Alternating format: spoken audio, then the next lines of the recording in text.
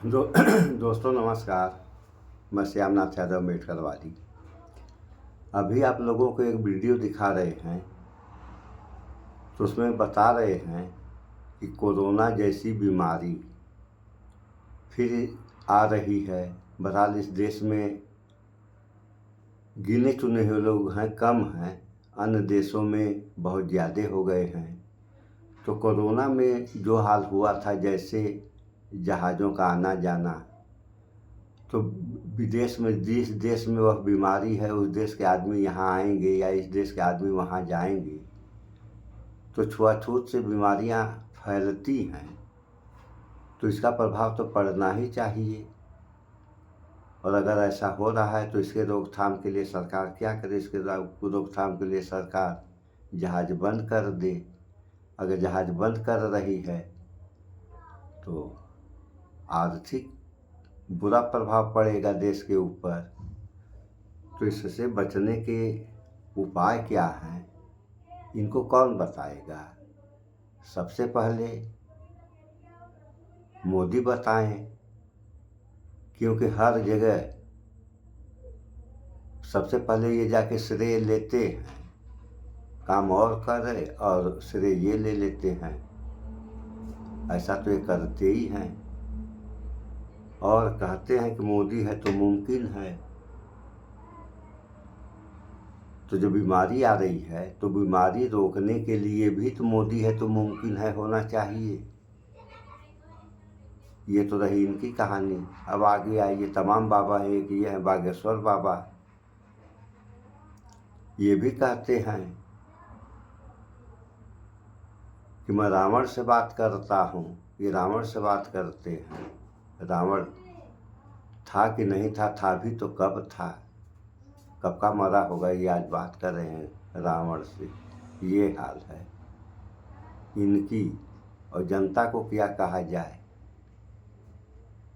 इस बारे में आप लोग निर्णय दें कि ये तो ये कह रहे हैं, बाबा तो ये कह रहा है कि मैं सब कुछ बता दूंगा, और अपना नहीं बता पा रहा है, दूसरे का बता रहा है। और जनता क्या कर रही है? जनता का भी मैंने आप लोग अपना देखें, आप ही लोग ने जनता हैं। तो ये हाल है। तो इसमें घबराने की क्या बात है? अरे मोदी बचा ही लेंगे। अगर ये फेल हो गए तो दूसरा विकल्प बनता है कि डॉक्टर है इस देश में, वैज्ञानिक है इस देश में। और देश की तो बातें छोड़िए आप लोग, दुनिया में डॉक्टर वैज्ञानिक हैं। अब ये मान लिया जाए कि अगर भारत पीछे है तो अमेरिका है, फ्रांस है, रूस है, चीन है, और ये जो है इजराइल है, ये सब तो आगे हैं। वहाँ के तो डॉक्टर वैज्ञानिक निकाल लेंगे इस बीमारी का समाधान। अगर ये लोग भी नहीं निकाल पा रहे हैं तो विश्व स्वास्थ्य संगठन वो क्या करेगा? उसको निकालना चाहिए। हाँ, एक बात बनती है कि मान लीजिए अगर कोई नहीं निकाल पा रहा है तब क्या होगा? तो इसके लिए आप लोगों से बता दें कि अगर बीमारी है तो कोई ऐसी बीमारी नहीं है जिसका इलाज न हो। सारी बीमारियों का इलाज है, बशर्ते इंसान करेगा तब। अन्यथा यहाँ हम देखते हैं या देख रहे हैं, बीमारी है, बीमारी से परेशान है। अभी दवा के बारे में पूछा जाए तो कहते दवा कर रहा हूँ। दवा करेंगे नहीं। बीमारी मान लीजिए टाइफाइड, ये बहुत बड़ी बीमारी नहीं है। मलेरिया तो केवल नाम मलेरिया है। मलेरिया माने कुछ भी नहीं होता है। मलेरिया का मतलब जीरो। अब पहाड़ हो गई है मलेरिया। क्यों? डॉक्टर जो है जानकार नहीं है, और जब डॉक्टर नहीं जानकार है तो जनता की क्या हाल होगी, ये तो बताने वाली बात है नहीं। आप लोग जान ही रहे हैं। तो कैसे सुधार होगा? इसी तरीके से अरे सुधार करने के लिए जनता जागरूक हो। कहने को तो विश्व गुरु बन रहा है, कौन सा गुरु बन रहा है ये आप लोगों के सामने है। तो पहले थोड़ा सा आप लोग इस वीडियो को भी देख लें, अभी आगे क्या क्या बता रहे हैं, फिर समाधान के बारे में हम बताएंगे। नमस्कार, मैं अशोक कुमार पांडे और स्वागत है आपका टीसीएच पर। पॉलिटिकल खबरों से अलग आज एक और खबर, और ये खबर थोड़ा डराने वाली, ये खबर थोड़ा परेशान करने वाली है, ये खबर थोड़ा चिंता में डालने वाली है। आपको याद ही है इस देश में जब कोविड आया था, और इस देश में क्या पूरी दुनिया में जब कोविड आया था तो क्या हालत हुई थी। खासतौर पर जब सेकेंड राउंड में कोविड आया था तब तो शायद ही कोई ऐसा घर रहा हो जो इस महामारी का शिकार ना हुआ। इतने तमाशे, इतनी परेशानियां, ना हॉस्पिटल मिल रहा था, ना कुछ। सारे लोग शिकार नहीं हुए।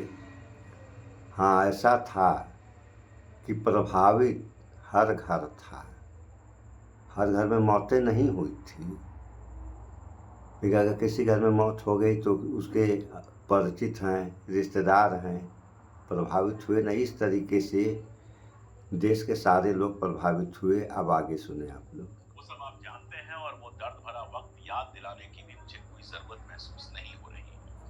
खबर ये है, और ये खबर लगातार कई दिनों से आ रही है। मैं सोच रहा था, फिर मुझे लगा कि नहीं, बात करनी पड़ेगी। आप लोगों को थोड़ी सी खबर तो देनी ही पड़ेगी, जो खबर दबाने की कोशिश की जा रही है लेकिन उसके बावजूद आ रही है। कई एशियन कंट्रीज में कोविड-19 के मामले दोबारा से आ रहे हैं। हालांकि अब तक यही कहा जा रहा है कि स्थिति कंट्रोल में है, भारत में कम से कम स्थिति कंट्रोल में है, लेकिन खबरें लगातार आ रही हैं और ग्लोबल वर्ल्ड में लोग यहां से वहां जाते हैं, इसलिए इस तरह की खबरों को नजरअंदाज करना बहुत अच्छा नहीं होगा। सिंगापुर की अगर बात किया जाए तो 27 अप्रैल से 3 मई के बीच When I was 9 years old, my father encouraged me to take up dancing. When I started dancing, तो 27 अप्रैल से 3 मई के बीच वहां की जो हेल्थ मिनिस्ट्री है उसने बताया कि 14,200 नए मामले आए हैं, और पिछले हफ्ते 11,100 मामले और आए हैं। थाईलैंड और हांगकांग के अंदर भी इस तरह के बढ़ते हुए मामलों की बात की जा रही है। ये जो कोविड का नया दौर आया है, इसके लिए हेल्थ एक्सपर्ट्स का कहना है कि ओमिक्रॉन वेरिएंट का एक सब वेरिएंट आया है JN1, और वो जिम्मेदार है कोविड के इस नए दौर के लिए। अगर भारत सरकार के स्वास्थ्य एवं परिवार कल्याण मंत्रालय की बात करें तो उसका डैशबोर्ड बता रहा है, उसकी सूचना ये है कि भारत में फिलहाल कोरोना वायरस के 257 एक्टिव मामले हैं, जिसमें से 53 मामले मुंबई के हैं। ये संख्या बहुत ज्यादा नहीं है। हम लोगों ने कोविड का पिछला दौर देखा है, उसमें संख्या कितनी ज्यादा थी। ये संख्या बहुत ज्यादा नहीं है, लेकिन डराने वाली तो है। और डराने की भी मैं बात नहीं कर रहा हूं, ये वीडियो मैंने आपको डराने के लिए नहीं, सावधान करने की बात कर रहा हूं। देखिए, एक बात तो ये है कि अब डराने की बात नहीं कर रहे हैं, सावधान करने की बात कर रहे हैं, तो क्या सावधान करेंगे? नरेंद्र मोदी आ जाएंगे बीच में और कह देंगे लॉकडाउन लगा देंगे। हो गया समाधान, कोई किसी को छुए नहीं, न बाप बेटा को छुए, न बेटा बाप को छुए। यही सब होगा, और क्या होगा। थोड़ा और आप लोग सुने। एक बार जब कोविड आ गया तो कोई भी विषाणु हो, कोई भी महामारी हो, हमेशा के लिए खत्म नहीं होती। कब से टाइफाइड हो रहा है, कब से मलेरिया हो रहा है, इतनी सारी दवाएं बनी, टीके बने, ये हुआ वो हुआ, लेकिन पूरी तरह से खत्म नहीं हो पाए। तो कोविड भी अगर एक बार आ गया है तो वो पूरी तरह से खत्म नहीं होगा। तो किसी न किसी रूप में कोविड रहेगा। जैसे इस मामले में ये बताया जा रहा है कि जो सब वेरिएंट है JN1 वो रिस्पॉन्सिबल है। इसके अलावा भी बहुत सारे सब वेरिएंट्स होंगे जो अभी दिख नहीं रहे होंगे, जिनसे कोई खतरा नहीं हुआ होगा, लेकिन भविष्य में खतरा हो सकता है। महामारी एक ऐसी चीज है जो कभी भी लौट कर वापस आ सकती है, इसलिए सावधान होना बहुत जरूरी है। और खास तौर पर भारत जैसे देश में सावधान होना बहुत जरूरी है, जहां के प्रधानमंत्री, जहां के स्वास्थ्य मंत्री बातें जितनी भी बड़ी बड़ी कर लें, जनता के लिए कुछ इंतजाम करेंगे, ये कहना बड़ा मुश्किल है, पिछला दौर आप लोगों को अच्छी तरह से याद है और उसके बाद भी कौन से नए सरकारी हॉस्पिटल बन गए हैं, अगर कोई नई महामारी आती है तो उससे लड़ने के कौन से तरीके बने हैं, ये आज भी हमको पता नहीं है। सरकार का पैसा जहां लग रहा है आप जानते हैं, अडानी के लोन माफ हो जाते हैं, कभी अंबानी का लोन माफ हो जाता है, कभी कहीं खर्च हो रहा है, कभी कहीं खर्च हो रहा है, लेकिन सरकारी अस्पताल तो नए बन नहीं रहे हैं। और जो प्राइवेट हॉस्पिटल्स दुनिया भर के बने हुए हैं वो इतने महंगे होते हैं कि उसमें जाने की हिम्मत आम लोगों की होती ही नहीं। आपको अच्छी तरह से याद होगा, महंगे तो होते ही हैं, महंगे के साथ साथ ये जो प्राइवेट डॉक्टर हैं ये जानकार बहुत कम होते हैं। हम इसके भुक्तभोगी हैं और हमारे एक बहुत परिचित हैं, वह भी जो है इस प्राइवेट डॉक्टर के लापरवाही से उनकी भी मौत हुई। यानी एक छोटी सी बात बता दें कि आदमी को अगर डॉक्टर किसी आदमी का ऑपरेशन करने वाला है या करेगा तो जब आदमी होश में रहेगा तब करेगा। लेकिन हम जिसकी बात बता रहे हैं हमसे परिचित आदमी था वो, और वो आदमी एक्सीडेंट हुआ, बेहोश हो गया और उसी बेहोशी में डॉक्टर ने उसका 2 ऑपरेशन किया। उसके बाद बीचू लोग लेकर के गए और बीचू जाने के बाद डॉक्टर वहाँ के बोले कि ऑपरेशन तो करना नहीं चाहिए था, और ऑपरेशन अगर किया भी तो जो गले का ऑपरेशन किया ये गलत कर दिया। और डॉक्टर ये भी बोले कि जब एक्सीडेंट हुआ उस समय अगर आप लोग यहाँ आ गए होते तो आज ये आदमी जो है ठीक ठाक की स्थिति में घर रहा होता। तो ऐसी लापरवाहियाँ जो है डॉक्टर कर रहे हैं और डॉक्टरों को कहा जाता है कि ये सेकंड भगवान है। अरे सेकंड भगवान है कि राक्षस हो गए हैं, नंबर 1 के राक्षस हो गए हैं। आगे सुनिए आप लोग। कोविड के दौर में लोगों की मौतें इतनी आम हो गई थी कि लोग मौत के आंकड़ों को सिर्फ एक स्टैटिस्टिक्स की तरह देखने लगे थे, आंकड़ों की तरह देखने लगे थे। लेकिन ये आंकड़े सिर्फ नंबर नहीं होते, इसमें किसी का पिता होता है, किसी का बेटा या घर का जिम्मेदार इंसान, कभी कभी तो ये किसी परिवार का इकलौता कमाने वाला मेंबर होता है। तभी और सुना रहे हैं आप लोगों को, थोड़ा और सुन लीजिए। कमाने वाला मेंबर होता है, और जब कमाने वाला चला जाता है तो सिर्फ एक इंसान नहीं, पूरी फैमिली बिखर जाती है। लोग आते हैं, 2 दिन दुख जताते हैं, लेकिन तीसरे दिन सब अपने अपने काम में बिजी होकर भूल जाते हैं। जो पीछे रह जाते हैं, जिनके घर का कोई जाता है, उनका दर्द जिंदगी भर का होता है। ऐसे हादसे सिर्फ जान नहीं लेते, पूरा परिवार तबाह कर देते हैं। इसीलिए किसी भी इमरजेंसी सिचुएशन में एक फाइनेंशियल बैकअप होना भी बहुत जरूरी है। ये आप 2 तरीकों से कर सकते हैं, टर्म इंश्योरेंस और हेल्थ इंश्योरेंस। टर्म इंश्योरेंस हर उस इंसान के लिए जरूरी है जो अपने परिवार की जिम्मेदारी। तो इस बारे में हमारा ये कहना है कि जैसे स्वास्थ्य और शिक्षा, ये 2 चीज, इसका खर्च जो है सरकार को अपनी तरफ से करना चाहिए। फ्री शिक्षा भी फ्री रहनी चाहिए और दवाएं भी फ्री रहनी चाहिए। अन्यथा ये जो बता रहे हैं वह सही है, परिवार तो बिखर ही जाएगा। जब पैसा ही नहीं रहेगा तो इलाज कैसे होगा? कभी आप ना रहे तो यह आपके परिवार को आर्थिक रूप से संभालता है। मामूली प्रीमियम देकर आप करोड़ों का कवरेज ले सकते हैं, जो घर के खर्च, बच्चों की पढ़ाई और बाकी जरूरी चीजों में मदद करता है। और बात सिर्फ इतनी नहीं है, आजकल मेडिकल खर्चे इतने बढ़ रहे हैं कि मिडिल क्लास फैमिलीज के लिए हॉस्पिटल का बिल भरना एक जंग बन चुका है।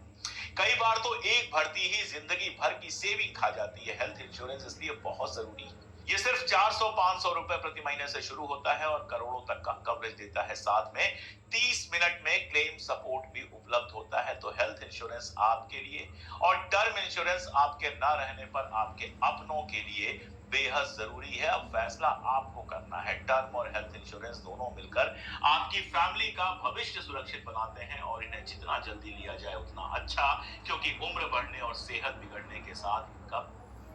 बात तो सही कर रहे हैं, लेकिन सबसे बड़ी समस्या इस बात की, जब आदमी के पास पैसा नहीं रहेगा तो हेल्थ इंश्योरेंस कराएगा कैसे? तो यह भी काम जो है सरकार फ्री करे। और आगे सुनिए आप लोग। प्रीमियम भी बढ़ता है तो देरी मत कीजिए। ऑनलाइन अगर आप खरीदते हैं तो 15 से 25% तक का डिस्काउंट भी मिल सकता है।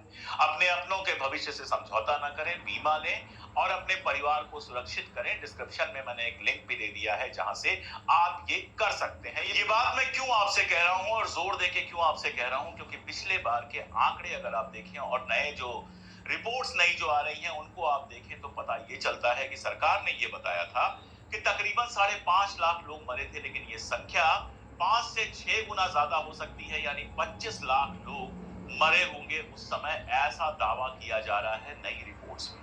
ये बात तो कही जा रही थी कि जो संख्या है वो कम करके बताई जा रही है। आपको याद होगा अच्छी तरह से कि किस तरह लाशें खुलेआम दिखाई दे रही थी, लोगों ने रेत में लाशें दबा दी थी। और तो हिसाब से सरकार भी जनता को धोखे में रख रही है। अरे जितनी मौतें हो रही हैं उनको साफ साफ बता देना चाहिए, और अगर नहीं बता रही है सरकार तो जिसके परिवार के मर गए और सरकार घोषणा नहीं की उनकी मौत का, तो ज़िंदगी भर खोजे बेचारा, कहाँ खोजेगा। तो जब आदमी मर गया तो सरकार को घोषणा कर देना चाहिए कि मर गया। जो मर गया तो मर ही गया, अब कोई जिलाने वाला तो उसको है नहीं।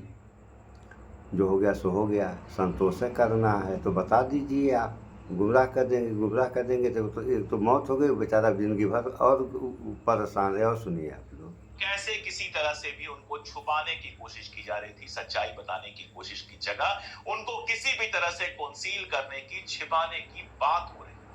अब अगर आप सोचिए 25 लोगों की, मान लीजिए 25 लाख लोगों की अगर डेथ हुई है, थोड़ा कम भी कर दें, मान लीजिए कि जो नए आंकड़े आ रहे हैं थोड़ा बढ़ा चढ़ा कर कह रहे हैं, अगर 15 से 20 लाख लोगों की भी डेथ हुई होगी और सरकार सिर्फ 5-5.25 लाख की बात कर रही है, तो सीधा सा मामला ये है कि सरकारी जो छोटी मोटी स्कीम्स भी आई उनका फायदा इन 5-5.5 लाख लोगों को मिलेगा। बाकी 20 लाख लोग क्या करेंगे? कितने सारे बच्चे अनाथ हो गए, माँ बाप दोनों की डेथ हो गई, सिर्फ बच्चे रह गए।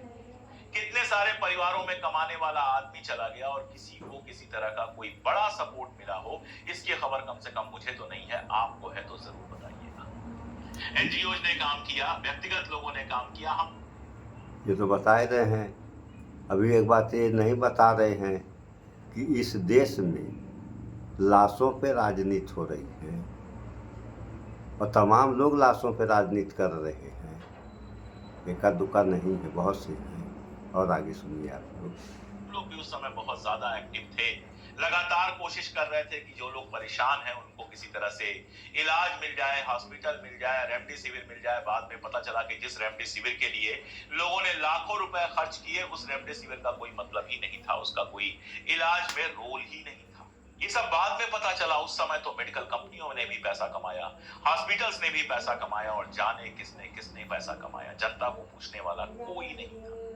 हालत ये हुई कि जो पीपीई किट था जिसको पहन रहे थे सारे नर्स वगैरह लोग जो थे, वो उसको पहन रहे थे ताकि वो किसी भी तरह से प्रदूषित ना हो। जो मास्क खरीदे गए, जो वेंटिलेटर खरीदे गए, जो सैनिटाइजर खरीदे गए, उनके लिए भी करप्शन हुआ, जबरदस्त करप्शन हुआ। 100 रुपए की चीज 500 रुपए में खरीदी गई, और जिनके ऊपर इसका आरोप लगा वो आज बड़े नेता हैं, कोई मंत्री है, कोई मुख्यमंत्री है, और किसी के खिलाफ कोई बड़ी कार्रवाई नहीं हुई।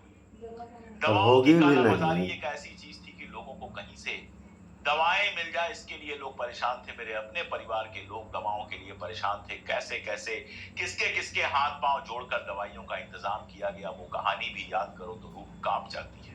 ऑक्सीजन सिलेंडर का मामला तो आपको याद ही होगा कि ऑक्सीजन सिलेंडर ऐसा लग रहा था जैसे, मतलब क्या कहा जाए, मिल ही नहीं रहे थे, किसी भी कीमत पर बड़ी मुश्किल से मिल रहे थे। तो ये सब हो क्यों रहा है? इसका कारण यही न है कि अब इंसान को पहचान नहीं रहा है।